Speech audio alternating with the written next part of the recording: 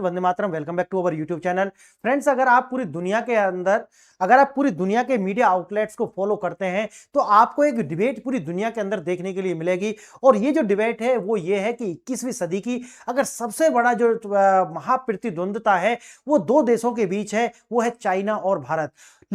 लेकिन जब वो इसका विश्लेषण करते हैं तो कुछ पॉइंट्स जो है वो चूक जाते हैं। आज हम उन पर भी बात करेंगे और वो कौन कौन से पॉइंट लेकर के बात करते हैं उन पर भी बात करेंगे। क्यों? क्योंकि जब तक हम फैक्ट पर बात नहीं करेंगे तब तक हम इसके साथ में न्याय नहीं कर पाएंगे जो पूरी दुनिया के अंदर चल रहा है कि देखिए सबसे बड़े जो महाप्रतिद्वंदी हैं वो भारत और चीन है। लेकिन 21वीं सदी के मैंने कितनी बार बताया है कि देखिए मात्र 10 साल का विंडो है अभी चाइना के पास में।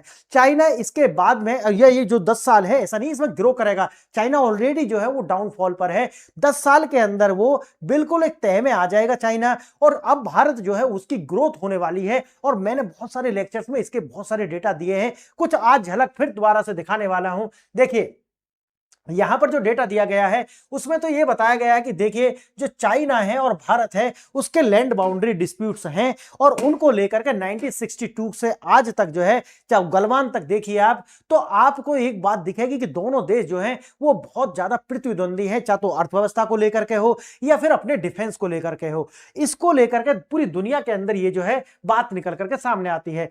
जैसा कि बताया है कि भारत का जो है लगभग 3488 किलोमीटर की जो लंबी बाउंड्री है वो हम एलएसी के रूप में चाइना के साथ साझा करते हैं। और चाइना की अपनी एक जो पॉलिसी है जिसे वो बोलते हैं स्लैम स्लाइसिंग पॉलिसी, जिसके तहत वो किसी भी यानी कि देखो इतनी बड़ी बाउंड्री है इस पर कहीं पर भी वो दावा कर देंगे, और ये जो दावा करेंगे कहेंगे कि देखिए हमारा ये है, उसमें डिस्प्यूटेड लैंड बता देंगे। उसके बाद में शुरू हो जाएगा उसका अंतरराष्ट्रीयकरण करना, और फिर क्या करेंगे कि उसके एवज में क्या कहेंगे कि देखिए हम इसको डिस्प्यूट को सॉल्व करना चाहते हैं, आपको हमको जो है इतना आपको हमको ये छोड़ दीजिए या ये कर दीजिए, हमारे लिए व्यापार में हमको जो छूट दे दीजिए।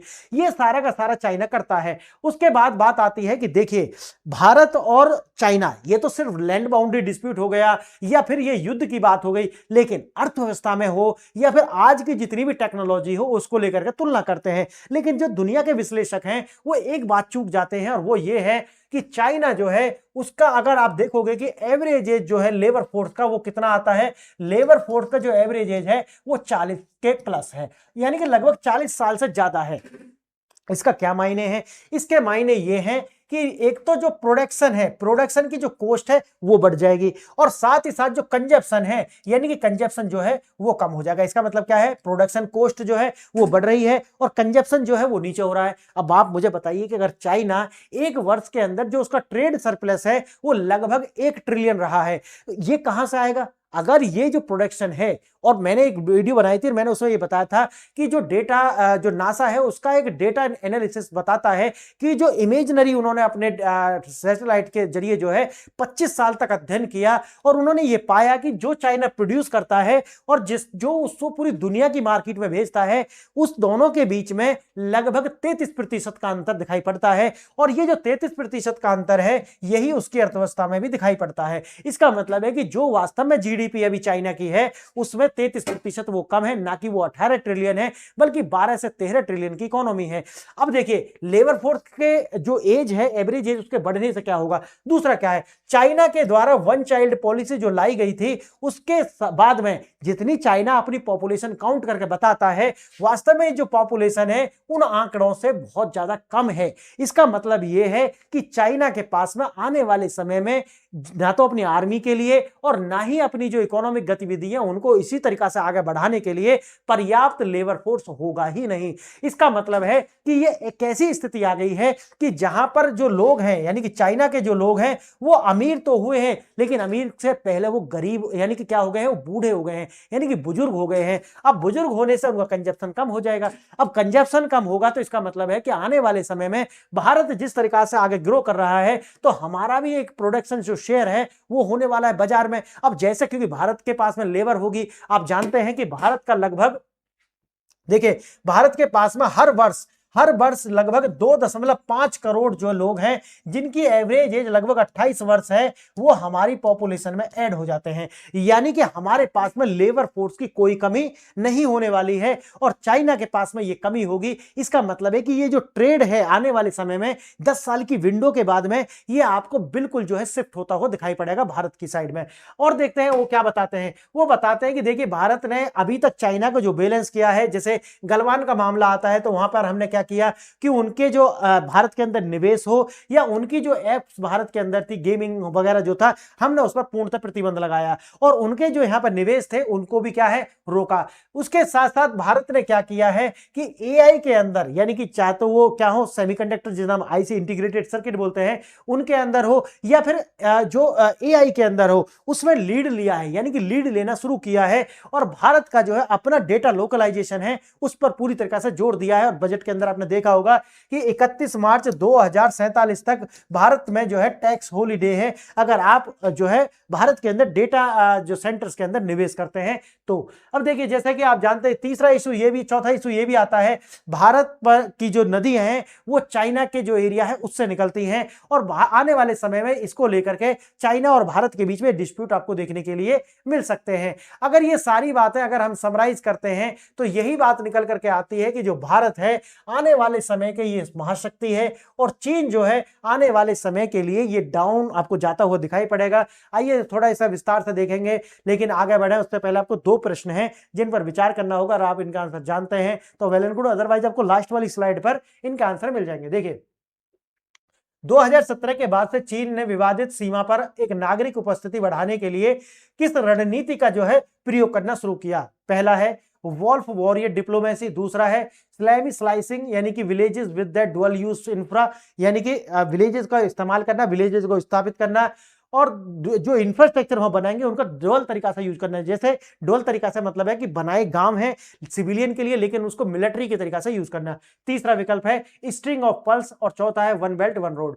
अगर आप आंसर जानते हैं तो वेल एंड गुड, नहीं तो लास्ट में आपको मिल जाएंगे। दूसरा प्रश्न देखिए, ब्रह्मपुत्र नदी पर चीन द्वारा बनाए जा रहे विशाल बांध का भारत के लिए सबसे बड़ा रणनीतिक खतरा क्या है। पहला है बिजली उत्पादन में कमी, दूसरा है नदी का रास्ता बदलना, तीसरा है वाटर लीवरेज यानी कि बिना गोली चलाए बाढ़ या सूखे का हथियार और चौथा है मत्स्य पालन का नुकसान। तो आप जानते होंगे इसका विकल्प भी, लेकिन आगे बढ़ेंगे और हम थोड़ा सा इसको विस्तार रूप से देखने वाले हैं। देखिए ज्योग्राफी जो होती है वो डेस्टिनी होती है। लगभग भारत की जो है 3488 किलोमीटर की जो बाउंड्री है वो इसके साथ साझा होती है और दुनिया का यानी कि सबसे बड़ा जो बैटल ग्राउंड है वो साझा होता है लगभग -40 डिग्री सेल्सियस टेम्परेचर, -40 डिग्री, वहां पर बैटल ग्राउंड के रूप में हम एक दूसरे से मिलते हैं। यानी कि 1962 का जो ट्रॉमा है भारत के लिए वो उससे भारत जो है अपने आज भी जो है हर भारतीय के मन में उसके जो है लगता है कि इसका बदला आने वाले समय में हम लेंगे। चाइना आज नहीं 10 साल का विंडो है, उसके बाद ये वीक होगा और वीक होने के बाद में कभी ऐसा समय आएगा कि जब भारत और चाइना से जो है इसका बदला, इस ह्यूमिलिएशन का जो बदला है वो लेगा। दूसरा है चाइनाज नैरेटिव। चाइना कहता है कि देखिए हमने भारत पर अटैक नहीं किया था बल्कि हमारी जो सुरक्षा के लिए चिंता हो गई थी और भारत चाइना को लगता था कि चाइना जो है उसको खतरा पैदा करेगा भारत, इसलिए हमने तो ये अटैक किया था। सीमा पर चीन का इंफ्रास्ट्रक्चर रणनीति देखिए 2017 में देखिए इस तरीका से था, लेकिन 2023 तक जो है इस तरीका का जो है इंफ्रास्ट्रक्चर आपको एलएसी के आसपास दिखाई पड़ने लगा है। भारत ने भी इस पर काम किया है, पहले की तरह नहीं है कि देखिए हम रोड बना देंगे तो चाइना के सैनिक भारत में घुसाएंगे, ऐसा नहीं है। अब जो है काम किया गया है और उसको स्वीकारना होगा। देखिए युद्ध जीतने का जो जरूरत नहीं है, बस धीरे धीरे आगे बढ़े। ये चाइना कहता है कि वो यानी कि चाइनीज बुक प्ले क्या है कि हमको जो है युद्ध करना नहीं है, क्या करना है एक छोटी सी जगह पर अपना दावा कर देना है, फिर उसका अंतरराष्ट्रीयकरण करना है, आगे है ना। देखिए अब जैसे 2017 के बाद से विवादित क्षेत्रों में सैकड़ों गांव और सड़कें बनाई गई। भारत का इंफ्रास्ट्रक्चर जो है वो लगातार जैसे टनल्स बनाई गई हैं, हवाई पट्टियां बनाई गई हैं, ताकि जो है किसी भी तरीका से जो लॉजिस्टिक्स है उसको जल्दी से वहां पर पहुंचाया जा सके, सेटअप किया जा सके। देखिए जब धैर्य टूटा गया 15 जून 2020 14,000 फीट की ऊंचाई पर बिना गोली चलाए हिंसक झड़पें हुई थी। कैजुअलिटी जैसा कि जानते हैं कि लगभग 20 भारत के जो सैनिक है वो शहीद हुए और 35 से ज्यादा लगभग 40 के अप्रोक्सीमेट चाइना के, जबकि चाइना ने ये खबर को जो है छुपाया था। इसका सिग्निफिकेंस क्या है? अगर 1967 के बाद देखा जाए तो ये मानव की जो पहली कैजुअलिटी थी, उसके बाद सारा कुछ बदल चुका है। जैसा जैसा आपने देखा कि भारत के द्वारा चाइना की जो एप्स वगैरह है उनको बैन करना हो, या भारत के अंदर जो इनका इन्वेस्टमेंट था, इनकी जो प्राइवेट कंपनी बनकर के आती है, वैसे प्राइवेट जैसा कुछ होता नहीं चाइना के अंदर, उनको जो है उन पर भी यहां पर क्या लगाना, उनके निवेश पर रोक लगाना हो। स्ट्रेटेजिक कैलकुलेशन भारत के द्वारा लगातार बनाई गई और इसके द्वारा देखा गया कि हम रणनीतिक रूप से जो है अपने अंदर सुधार करें और ऐसा कोई भी जो है देश ना हो जो हमारी सप्लाई चेन में हो और साथ ही साथ चाइना पर भी बहुत ज्यादा निर्भर हो। तो डाइवर्सिफिकेशन जो भारत के द्वारा लगातार किया गया अपनी स्ट्रेटेजिक रणनीति को लेकर के। देखिए, भारत अब जापान, ताइवान और पश्चिम के साथ मिलकर के चीन का विकल्प जो है लगातार बना रहा है और हम तो इस पर इतनी सारी जो वीडियो है वो ऑलरेडी ला ही चुके हैं। तकनीकी 21वीं सदी का असली युद्ध जो है वो क्या है?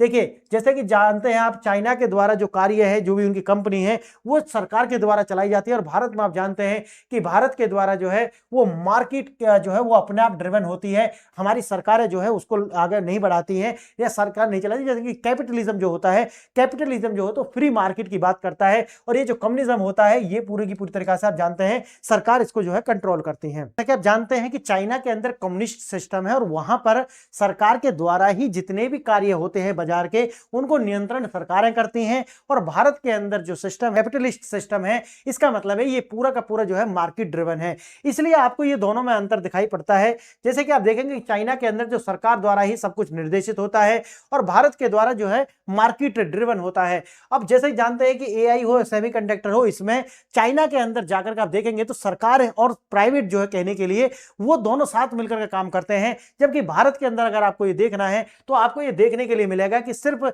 सरकारें, अभी तक तो डिफेंस सेक्टर में तो सिर्फ सरकारें काम करती थी, अब आकर के आप देखेंगे कि जो प्राइवेट सेक्टर है उसको भी एंट्री इसमें दे दी गई है। अब देखिए, यही है सारा का सारा कि जल युद्ध, तिब्बत और रणनीतिक महत्व भारत का आ जाता है कि आप जानते हैं जो ब्रह्मपुत्र नदी है वो चाइना के एरिया से निकलती है और उसी से आकर के इंडस वगैरह, और ये भारत के लिए एक बहुत बड़ा जो है पानी का सोर्स है। एशिया की प्रमुख नदियां तिब्बत यानी कि चीन के नियंत्रण वाले क्षेत्र से निकलती हैं और ब्रह्मपुत्र पर चीन दुनिया का सबसे बड़ा जो है हाइड्रो इलेक्ट्रिक प्रोजेक्ट जो है वो बना रहा है और इससे आने वाले समय में भारत के लिए जो पानी की जो लीवरेज है वो आपको कम होती हुई दिखाई पड़ने वाली है। लेकिन ये सब निकल जाएगा, इनका रास्ता कुछ ज्यादा नहीं है। यह अब सिर्फ सीमा पर नहीं बल्कि ढाका, काठमांडू और कोलंबो में एक तरीका से अगर देखा जाए तो अपनी जो डिफेंस है उसको भी लेकर के, देखिए चाइना के द्वारा ग्वादर से लेकर के नेपाल में भी अपनी पैठ बनाई है और देखिए म्यांमार के अंदर जो है और खासकर जो है हम्बनटोटा श्रीलंका, एक तरीका से रिंग ऑफ फायर भारत के चारों ओर जो है वो डिजाइन कर लिया है। आने वाले समय में भारत के लिए एक चेतावनी है।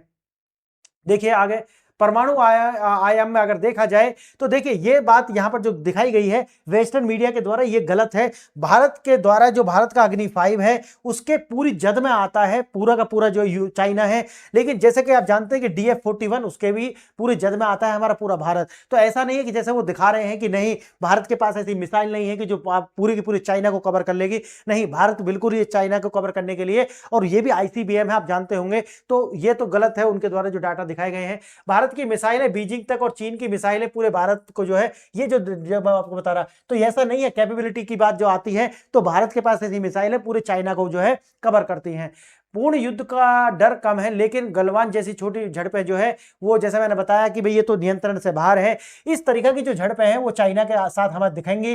लेकिन जैसा कि आप जानते हैं कि भारत और चाइना के बीच में कभी भी फुल स्केल वार जो है वो आपको देखने के लिए नहीं मिलेगा, क्योंकि भारत झेल जाएगा। भारत के अंदर वो फ्रिजाइल सिस्टम नहीं है, लेकिन चाइना जो है वो टूट करके बिखर जाएगा, क्योंकि पूरी की पूरी जो सरकार है इस समय जो है आप जानते हैं इंफॉर्मेशन का टाइम है और चाइना के जो लोग हैं वो बिल्कुल क्रांति कर देंगे, क्योंकि उनके लिए किसी तरह की जो फ्रीडम है वो है नहीं। तो यही चाहता है, आप जानते हैं अमेरिका चाहता है कि चाइना के अंदर एक जो है वो क्रांति कराई जाए, और हो सकता है कि ये कराने में वो सफल भी रहे आने वाले समय में।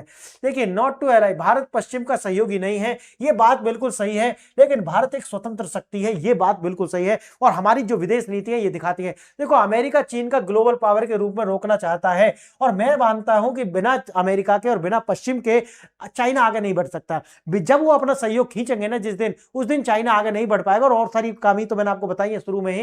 ये तो समस्या है चाइना के साथ में। भारत एक रीजनल थ्रेट को रोकना चाहता है, भारत जो है, और वो है हमारा चाइना। चाइना जो है वो बड़ी समस्या है, इसको रोकना चाहता है।